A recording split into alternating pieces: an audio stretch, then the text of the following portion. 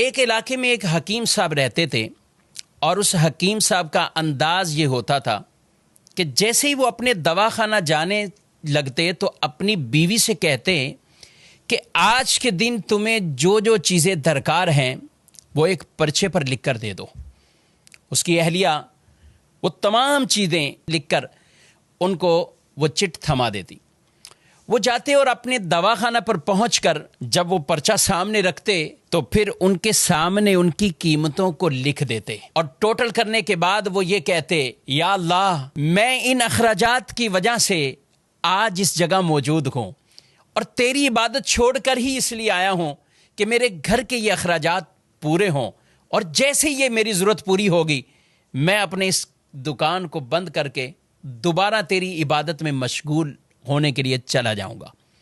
یہ معاملہ اس کا چلتا رہا۔ ایک دن تو عجیب ہی معاملہ ہوا کہ جب دواخانہ پہنچے، پرچے کو سامنے رکھا، چٹ کو دیکھتے جا رہے ہیں، کہیں دودھ اور چینی اور گھر کے دیگر ضروریات کا تذکرہ ہے، لیکن لکھتے لکھتے ان کی بیوی نے سب سے آخر میں لکھا کہ بیٹی کا جہیز کا سامان۔ یہ پڑھتے ہی وہ گویا کہ دن میں ہی انہیں تارے نظر آنے لگ گئے اور وہ کچھ کھو گئے کہ یہ کیسے ہوگا، لیکن سب قیمتوں کو وہ لکھتے لکھتے جب اس جملے پر پہنچے تو حکیم صاحب نے آگے تحریر کیا کہ یہ اللہ کے کام ہیں، اللہ ہی جانے۔ حکیم صاحب نے یہ جملہ لکھا اور دواخانہ پہ جو مریض موجود تھے ان کو دوائیاں دینا شروع کی۔ ابھی ایک دو آدمیوں سے ہی فارغ ہوئے تھے کہ اچانک حکیم صاحب کے مطب کے سامنے ایک بڑی کار آ کر رکتی ہے اور اس میں سے ایک سوٹ بوٹ، ایک خوبصورت لباس پہنے ہوا آدمی کار سے باہر نکلتا ہے اور وہ حکیم صاحب کے دواخانہ میں داخل ہو جاتا ہے۔ حکیم صاحب جیسے ہی اپنے مریضوں سے فارغ ہوئے تو اس کو کہنے لگے کہ بھائی اگر آپ کو دوا چاہیے تو میرے قریب آ جائیں، میں آپ کی نبض چیک کرتا ہوں، آپ کو دیکھ لیتا ہوں، اور اگر کسی اور مریض کے لیے چاہیے تو مجھے اس کے حالات بتائیں، کیفیت بتائیں۔ وہ آدمی کہنے لگا، حکیم صاحب شاید آپ نے مجھے پہچانا نہیں ہے، اور آپ کیسے پہچان سکتے ہیں؟ 15-16 سال کا عرصہ گزر گیا ہے۔ حکیم صاحب کچھ حیران سے ہوئے کہ آخر کون سے یہ راز سے پردہ اٹھانے والے ہیں۔ وہ آدمی کہنے لگا، آج سے 16 سال قبل آپ کی اسی دکان کے سامنے سے میرا گزر ہو رہا تھا اور یہی دکان کے قریب ہی ہماری گاڑی کا ٹائر پنچر ہوا اور میں باہر دھوپ میں کھڑا تھا، آپ نے دیکھا تو آپ نے کہا کہ اندر آئیے، اسٹول پر بیٹھ جائیں۔ میں اندر آیا، میں نے آپ کو دیکھا، لوگوں کو دوائیاں دے کر آپ اب فارغ بیٹھے ہیں، ایک چھوٹی سی بچی آپ کے پاس کھڑی اور آپ سے کہہ رہی تھی، بابا چلیے نا، بھوک لگی ہوئی ہے، چلیے گھر کو چلتے ہیں۔ آپ اسے کچھ ٹہلنے کا کہہ رہے تھے۔ میں نے سوچا میں ایسے ہی آپ کی دکان میں بیٹھا ہوں، چلو کوئی دوائی آپ سے کہہ دوں اور اسی بہانے کچھ آپ کو رقم دے دوں۔ میں نے آپ سے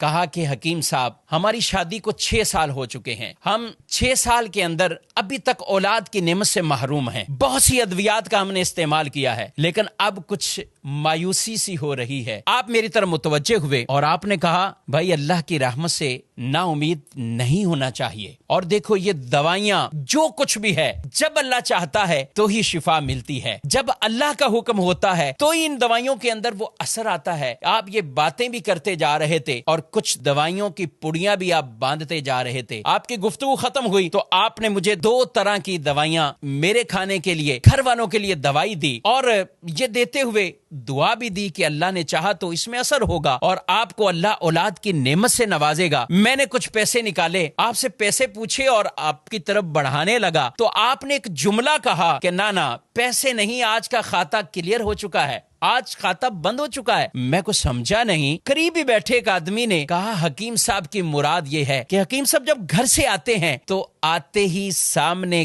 گھر کی ضروریات کی چٹ کو رکھتے ہیں، جتنے پیسوں کی ضرورت ہو تو پھر وہ کمانے کی صورت میں اپنی دکان کو بند کرتے ہیں اور گھر کو روانہ ہو جاتے ہیں۔ بڑے نیک سیرت حکیم ہیں اور اللہ کی عبادت میں مشغول ہو جاتے ہیں۔ میں کچھ حیران سا رہ گیا اور دل ہی دل میں شرمندہ ہو رہا تھا کہ میں کیسا انسان ہوں کہ سوچ رہا تھا کہ شاید یہ میرا بیٹھنا ان پر بوجھ لگ رہا ہے اور یہ کتنے عظیم اور نیک انسان ہیں۔ وہ شخص حکیم صاحب کی باتیں سن کر دل ہی دل میں کہہ رہا ہے کہ میرے شک شبے یقین میں بدل چکے ہیں اور اس دوائی میں ضرور ہمارے لیے کوئی اثر ہوگا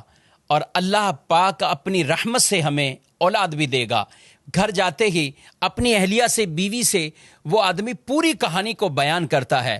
اس کی بیوی نے اسے کہا کہ ضرور وہ اللہ کا کوئی نیک بندہ ہے، وہ نیک انسان ہے، اس کی دی ہوئی اس دوائی کے اندر ضرور ہمارے لیے اثر ہوگا، کیوں نہ ہو یقینی کیفیت کے ساتھ ہم اسے استعمال کریں۔ کہاں ہم استعمال کرتے رہے۔ الحمدللہ اس وقت میں 3 بچوں کا والد ہوں، اور یہ ہمارے لیے انتہائی خوشی کے لمحات ہیں۔ ہم آپ کو بہت دعاؤں میں یاد رکھتے ہیں، اور جب بھی پاکستان آتا ہوں کوشش ہوتی کہ آپ سے ملاقات ہو جائے۔ آپ کے دواخانہ پہ جب بھی آیا ہوں پتہ یہی چلا ہے کہ آپ گھر کو جا چکے ہیں، اور کل ہی کسی نے بتایا حکیم صاحب کو ملنا ہے تو صبح 9 بجے آ جائیے۔ حکیم صاحب آج میں اسی وجہ سے 9 بجے ہی آ گیا ہوں، اور معاملہ یہ ہے کہ میں اور میری پوری فیملی ہم سارے انگلینڈ میں شفٹ ہو چکے ہیں۔ میری ایک بہن اور ان کی ایک بیٹی جو کہ یہیں پاکستان میں رہتے ہیں، اور میں اپنی بھانجی کی شادی کے سلسلے میں پاکستان آیا ہوا تھا، اور اسی بھانجی کے تمام تر شادی کے اخراجات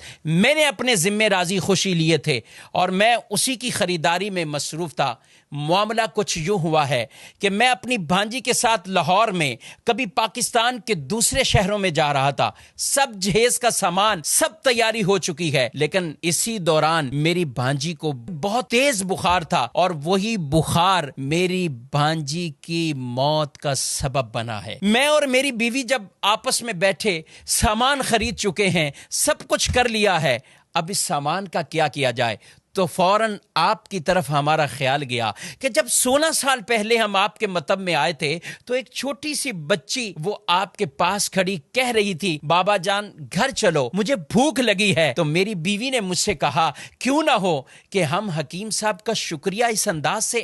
ادا کر دیں کہ یہ سارا بھانجی کا جو جہیز کا سامان ہے یہ حکیم صاحب کے گھر پہ پہنچا دیں۔ اور وہ ساتھ کہنے لگے کہ آپ نے مجھے اس بات سے منع نہیں کرنا ہے، رد نہیں کرنا، ہم بڑی امیدوں سے آپ کے پاس آئے ہیں، یہ سامان آپ کی بیٹی کے لیے ہم بطور گفٹ لے کر آئے ہیں۔ بس وہ کیا باتیں بتا رہے تھے کہ حکیم صاحب کی آنکھوں سے آنسو جاری ہو گئے، وہ روتے ہوئے، اور انہوں نے وہ چٹ نکالی، اور وہ چٹ اور وہ پرچہ اس آدمی کے سامنے رکھا اور کہا بھائی محمد علی یہ دیکھو آج کے ہی دن میری بیوی نے گھر کے سودا سلف اور سامان کے ساتھ آخر میں بیٹی کے جہیز کا سامان بھی لکھا، اور میں نے دیکھو آگے کیا لکھا ہے، یہ اللہ کا کام ہے، اللہ جانے، اللہ بہتر سبب بنانے والا ہے۔ میں نے آگے یہ جملہ لکھ کر یہ معاملہ یہی کلوز کر دیا تھا، مگر میرے رب کی رحمت اور شان کریمی آپ دیکھیے کہ میں یہاں سے اٹھا نہیں ہوں، میرے رب نے اس چیز کا اہتمام کر دیا ہے۔ حکیم صاحب کہنے لگے محمد علی صاحب آپ کی بھانجی کا صدمہ وہ ضرور ہے، مگر میں تو رب کی شان اور رب کی قدرت پر حیران ہوں کہ آج میں گھر واپس خالی ہاتھ نہیں پلٹا۔ یہی کہتے ہیں کہ جس کا اللہ پر بھروسہ وہ مضبوط ہو جائے، توکل اور اعتماد مضبوط ہو جائے، پھر اللہ ان کے لیے اسباب پیدا فرماتا ہے۔ ہمیں بھی چاہیے حلال کمائیں، حلال کے لیے تگودو کرتے رہیں۔ رسول مکرم صلی اللہ علیہ وآلہ وسلم فرماتے ہیں کچھ گناہ ایسے ہیں کہ جنہیں نہ نماز ختم کرتی ہے نہ روزہ ختم کرتا ہے، ہاں روزی کی تمنا میں، روزی کی تلاش میں غم زدہ ہونا، یہ غم ان گناہوں کو ختم کر دیتا ہے۔ اور جب آدمی اللہ سے ڈرتے ہوئے رزق کی تلاش میں جاتا گئے، اللہ خود قرآن پاک میں ارشاد فرماتا ہے وَمَن يَتَّقِ اللَّهَ يَجْعَل لَّهُ مَخْرَجًا وَيَرْزُقْهُ مِنْ حَيْثُ لَا يَحْتَسِبُ، اور جو اللہ سے ڈرے